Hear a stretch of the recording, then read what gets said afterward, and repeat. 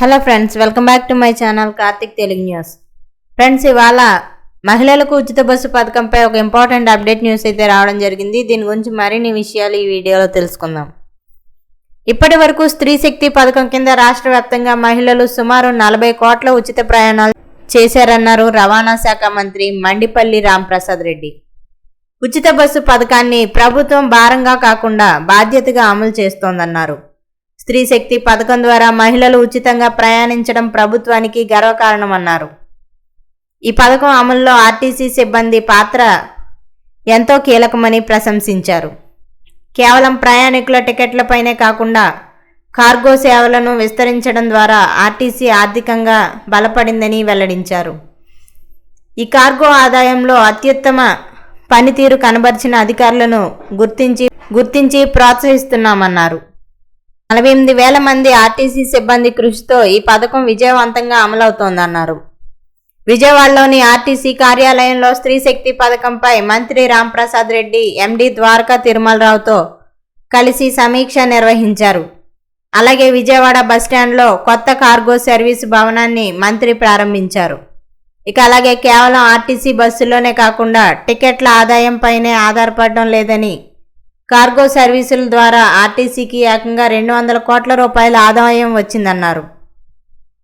అలాగే RTC cargo ఆదాయంలో ఉత్తమ ప్రతిభ కనబరిచిన జిల్లా అధికారులకు ప్రశంసా పత్రాలు, నగదు పురస్కారాలు మంత్రి మండిపల్లి రాంప్రసాద్ రెడ్డి అందజేశారు. అలాగే రాష్ట్రానికి అధునాతన సౌకర్యాలతో కూడిన విద్యుత్ బస్సులను తీసుకురాబోతున్నట్లు మంత్రి స్పష్టం చేశారు.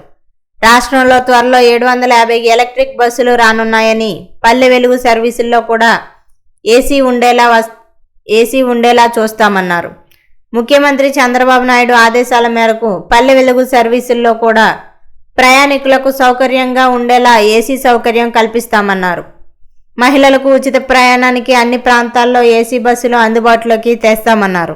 గత ప్రభుత్వంలో పరిష్కారం కాని సమస్యలను కూటమి ప్రభుత్వం పరిష్కరిస్తోందన్నారు మంత్రి రాంప్రసాద్ రెడ్డి.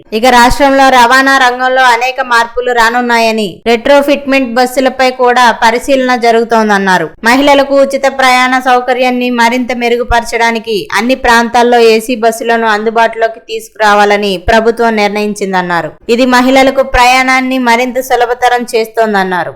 గత ప్రభుత్వ హయాంలో పరిష్కారం కాని అనేక సమస్యలను ప్రస్తుత కూటమి ప్రభుత్వం ఒక్కొక్కటిగా పరిష్కరిస్తోందన్నారు. మెడికల్ అన్ఫిట్ ఉద్యోగాల విషయంలో ఇప్పటి వరకు 51 మందికి ప్రత్యామ్నాయ ఉద్యోగాలు కల్పించామన్నారు. 149 మందికి ఆర్థిక సహాయం అందించామని మంత్రి మండిపల్లి రాంప్రసాద్ రెడ్డి స్పష్టం చేశారు. సో ఫ్రెండ్స్, ఇది అప్డేట్ న్యూస్. మరిన్ని అప్డేట్స్ కోసం ఛానల్ సబ్స్క్రైబ్ చేసుకోండి ఫ్రెండ్స్. అలాగే పక్కన ఉన్న బెల్ ఐకాన్ క్లిక్ చేసి వీలైతే ఛానల్ కు లైక్ అయితే చేయండి. Thank you friends. Thanks for watching this video.